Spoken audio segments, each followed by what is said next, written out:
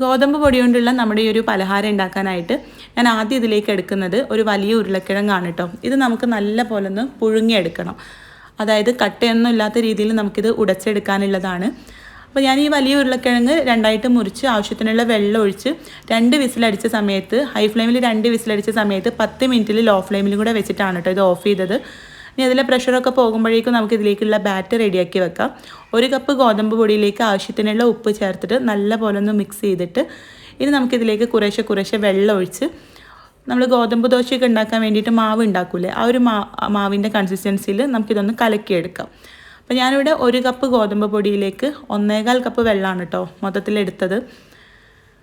വെള്ളം ഒഴിക്കുമ്പോൾ കുറേശ്ശെ തന്നെ ഒഴിച്ചു കൊടുക്കണം, പെട്ടെന്ന് തന്നെ അധികമായി പോവും. ഓരോ പൊടിക്കും അങ്ങോട്ടും ഇങ്ങോട്ടൊക്കെ വ്യത്യാസം ഉണ്ടാവും കേട്ടോ. അപ്പോൾ ഇതാ ഞാനിപ്പോൾ ഈ ഒരു പരുവത്തിൽ കട്ടയൊന്നും ഇല്ലാതെ മാവ് കലക്കി എടുത്തിട്ടുണ്ട്. ഇനി ഇത് ബാക്കിയുള്ള കാര്യങ്ങളൊക്കെ ചെയ്യുന്നവരെ ഇതൊന്ന് റെസ്റ്റ് ചെയ്യാൻ വെക്കാം. ഇനി ഇതിലേക്ക് നമ്മൾ പുഴുങ്ങിയെടുത്ത ഉരുളക്കിഴങ്ങില്ലേ, അതിൻ്റെ പ്രഷർ കുക്കറിൻ്റെ ആവിയൊക്കെ പോയപ്പോൾ തുറന്നപ്പോഴേക്കും നല്ലപോലെ വെന്തിട്ടുണ്ട്. ഇനി ഇത് കട്ടയൊന്നും ഇല്ലാതെ നമുക്കിതൊന്ന് ഉടച്ചെടുക്കാം. അപ്പോൾ ഗ്രേറ്ററിൽ വെച്ചിട്ട് ഗ്രേറ്റ് ചെയ്തെടുത്താലും മതി കേട്ടോ, ഒട്ടും കട്ടയില്ലാതെ നമുക്കിത് കിട്ടണം. അപ്പോൾ ഞാനിതാ ഇതുപോലെ ഒരു ഫോർക്ക് വെച്ചിട്ട് നല്ല പോലെ ഒന്ന് ഉടച്ചെടുക്കുകയാണ് കേട്ടോ. ഇനി ഇതിലേക്ക് ഒരു 1/4 ടീസ്പൂണോളം മഞ്ഞൾപ്പൊടി ചേർത്ത് കൊടുക്കാം. മഞ്ഞൾപ്പൊടി നിങ്ങൾക്ക് ഇഷ്ടമുണ്ടെങ്കിൽ ചേർക്കാം, പിന്നെ മുളക് പൊടി വേണമെങ്കിൽ ചേർത്ത് കൊടുക്കാം കേട്ടോ.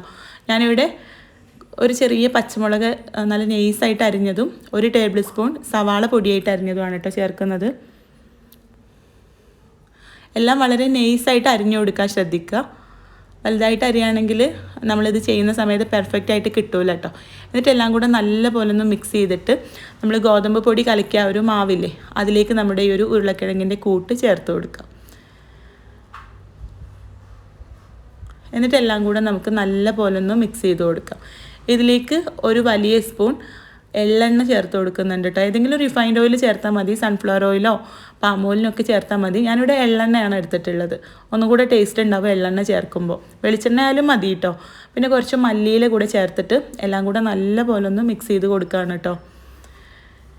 ഇനി നമ്മളിത് ചുട്ടെടുക്കുമ്പോൾ എണ്ണയൊന്നും ചേർക്കുന്നില്ല, അതുകൊണ്ടാണ് നമ്മൾ ആദ്യം തന്നെ എണ്ണ ചേർത്തത്. അപ്പോൾ നല്ല സോഫ്റ്റായിട്ട് കിട്ടും.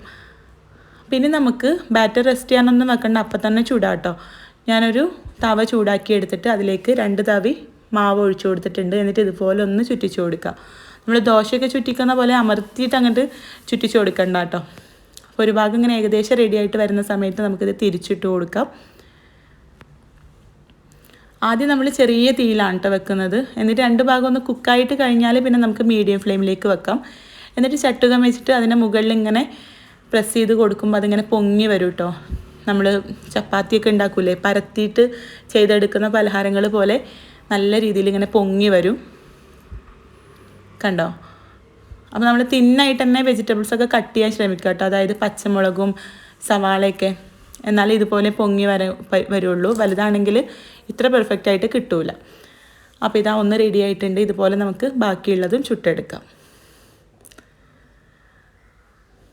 മാവ് കലക്കി ചുട്ടെടുക്കുന്ന ആലു പറാത്ത എന്ന് വേണമെങ്കിൽ ഇതിനെ പറയാം കേട്ടോ. കാരണം നമ്മൾ ആലു പറാത്തയുടെ പോലെ ഗോതമ്പ് പൊടിയും ഉരുളക്കിഴങ്ങൊക്കെ വെച്ചിട്ട് ചെയ്യാവുന്ന ഒരു അടിപൊളി ഐറ്റമാണ്. കുഴച്ച് പരത്തി ഉണ്ടാക്കേണ്ട ആവശ്യമില്ല. എന്നാൽ പൊറാട്ട, അതായത് ചപ്പാത്തിയുടെ പോലെ ഇങ്ങനെ പൊങ്ങി വരികയും ചെയ്യുന്നുണ്ട്.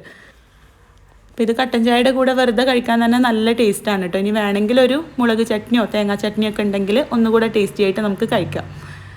രാവിലേക്ക് നമുക്ക് ബ്രേക്ക്ഫാസ്റ്റിന് വളരെ എളുപ്പത്തിൽ ഉണ്ടാക്കിയെടുക്കാൻ പറ്റുന്ന ഒരു ഐറ്റമാണ്. ഒന്ന് ട്രൈ ചെയ്ത് നോക്കാം കേട്ടോ. വെറൈറ്റി ഒക്കെ ഇഷ്ടപ്പെടുന്നവരാണെങ്കിൽ ഒന്ന് ട്രൈ ചെയ്ത് നോക്കുക. പിന്നെ നമ്മൾ അധികം എണ്ണയൊന്നും ചേർക്കാത്തതുകൊണ്ട് ഹെൽത്തി ആയിട്ടുള്ളൊരു പലഹാരം എന്ന് വേണമെങ്കിൽ പറയാം. ചപ്പാത്തി പോലെ നമുക്ക് കുഴച്ച് പരത്താനൊന്നും നിൽക്കണ്ട, എന്നാലും നല്ല സോഫ്റ്റാണ്. കണ്ടോ, നിങ്ങൾക്ക് വീഡിയോയിൽ കാണുമ്പോൾ മനസ്സിലാവുന്നുണ്ടാവും. അപ്പോൾ ഒന്ന് ട്രൈ ചെയ്ത് നോക്കാം കേട്ടോ. ട്രൈ ചെയ്യുന്ന സമയത്ത് ഫീഡ്ബാക്ക് അറിയിക്കാനും കൂടുതൽ വീഡിയോസിനായിട്ട് നമ്മുടെ ചാനലൊന്ന് സബ്സ്ക്രൈബ് ചെയ്ത് സപ്പോർട്ട് ചെയ്യാനും മറക്കരുത് കേട്ടോ. അപ്പോൾ നമുക്ക് അടുത്ത നല്ലൊരു വീഡിയോ ആയിട്ട് കാണാം. താങ്ക്